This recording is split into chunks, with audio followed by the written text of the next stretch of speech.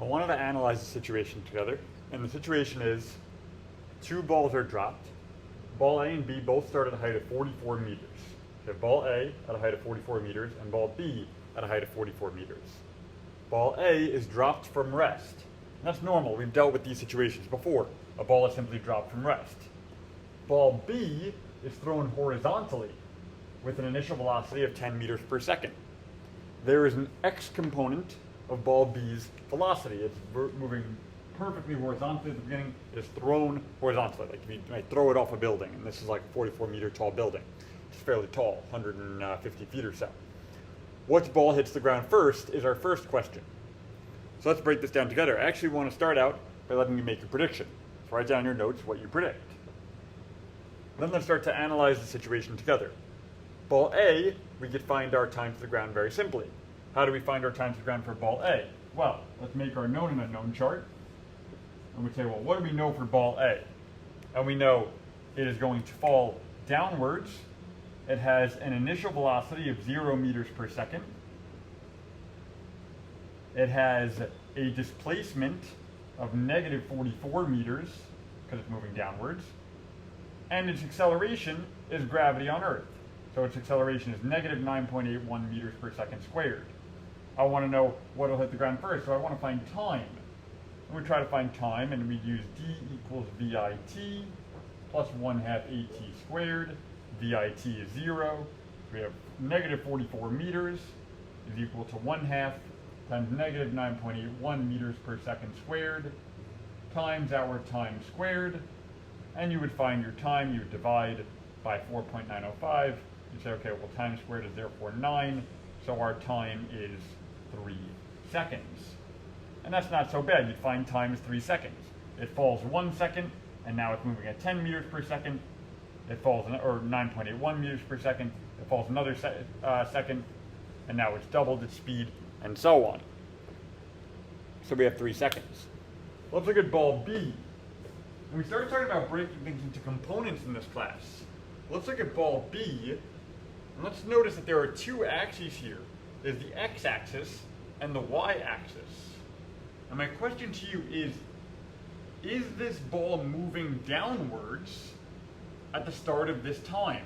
Or is it moving upwards at the start of this time? Is it moving either direction when it starts, when it moves out? The answer is no. The answer is no. This has an initial y velocity of 0. It's not moving down, it's not moving up to start like that first ball is. It has an initial x velocity of 10. And we're separating into x and y components like I said we would. It's very important to separate into x and y components. You don't have to do SOHCAHTOA here because the y component here is 0. So now we want to say to ourselves, well, what ball hits the ground first?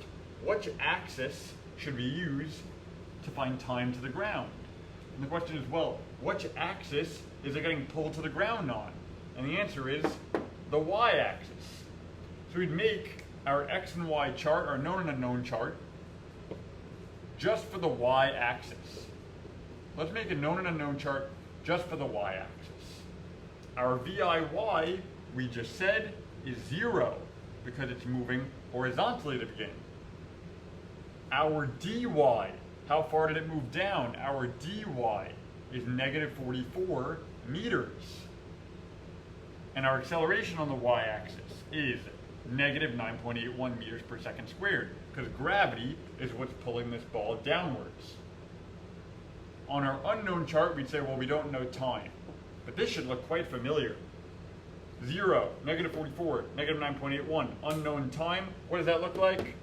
It's identical to the chart for the object that was simply dropped. An object that is thrown horizontally, an object thrown perfectly horizontally, takes the same amount of time to hit the ground as an object that was simply dropped. And I could demonstrate that, and it might be a little hard to see from where you are, but those two markers, I do promise you, did hit the ground at the same time. And also I'm going to post a video that kind of shows that concept, a shoot and drop video. But, big key here, they both hit the ground at the same time. This is a trick question. They both hit the ground at the same time. Why do they hit the ground at the same time? Because the initial y component of velocity here was 0. The initial y component of velocity on both was 0. In fact, if I were to correctly label this chart, well, this would simply be y values. Notice there are no x values here because it just moves downwards. This object moves in 2 dimensions. It moves downwards. It takes 3 seconds to get there, but it also moves horizontally. So once you solve for time, you could solve other things. Other things such as how far away it will land, your dx. Your dx, which has another name, range.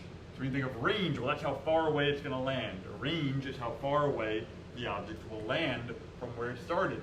Let's look at the range here, which is, okay, well, 10 meters per second to start. Then after 1 second, we still have the same x velocity of 10 meters per second. Because does gravity affect us on the x-axis? No. But gravity did introduce this y component of 9.81 meters per second after 1 second. So after 1 second, well, now it has an x and a y component. After 2 seconds, now it's moving even faster. We still have this 10 meters per second to the right. Now we're going downwards 19.62 meters per second, and so on, and eventually it's going to actually hit the ground with an impact velocity of whatever the Pythagorean theorem is, with 27 and 10. What's important to note here, did our x component of velocity change at all as this object dropped? And the answer is no, the x component of velocity did not change, because is there any acceleration on the x-axis? If there's no air resistance, the answer is no. Gravity doesn't push you sideways. So let's make a new known and unknown chart, and this is going to be now for the x-axis. We did our y-axis. You always start with the y-axis, and now we move to our x-axis. And let's make some knowns and unknowns here on our x-axis for this object. And we say, okay, well, what do we know on our x-axis for this particular object? The VIX. The VIX is 10 meters per second. I'm defining right as positive, 10 meters per second. The time is 3 seconds. That translates to both axes. The acceleration is 0. There is no acceleration on your x-axis. There's no like wind pushing it along or anything like that, not in this scenario. What's our unknown? Our dx. How do we find it? 1, 2, 3, 4, same equation. We're going to wind up using d equals VIT, but now it's on the x-axis, plus 1/2 ax times t squared. Our ax is 0, we cancel this out. Ax is 0 on the x-axis, acceleration is always 0. That cancels out. dx equals VIX times t. The dx here is 10 meters per second times 3 seconds. Our dx is 30 meters. That's how far the object would land from where it started. The object would land 30 meters from where it started, from the base of the cliff, 30 meters away. Some implicit knowns here. Things we always know in these horizontal motion scenarios. If an object is thrown horizontally, here are some things that we always know.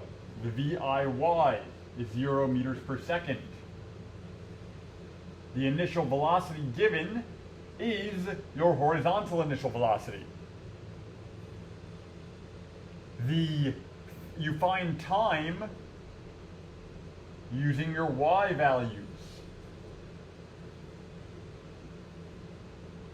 And the acceleration on the x-axis is always 0 meters per second squared. These are some new things that we know if an object is thrown horizontally. The VIY is 0 if you're throwing horizontally. The VI is your VIX. You find your time using your y value, and the acceleration on the x-axis is 0. After you find time on the y value, you can then go to the x value to find things like range. And I'm going to add that here. Range is also called dx. That's just another term for the x coordinate, for the x-axis displacement. Now, let's look at some relationships here.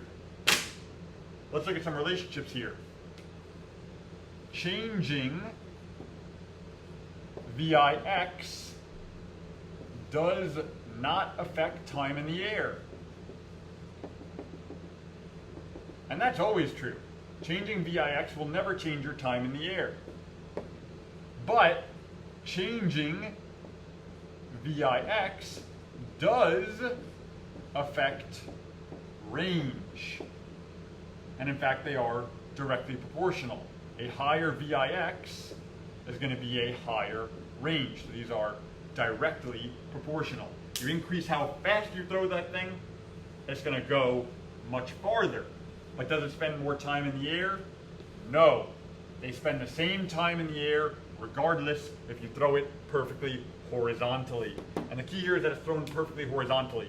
So the angle is 0 degrees. That's a 0 degree angle. It's thrown perfectly horizontally. That's the situation I'm talking about right now. We are going to talk about situations where the object is not thrown perfectly horizontally, and then you are going to have to actually find the VIY using sine and cosine, but not here, not for this.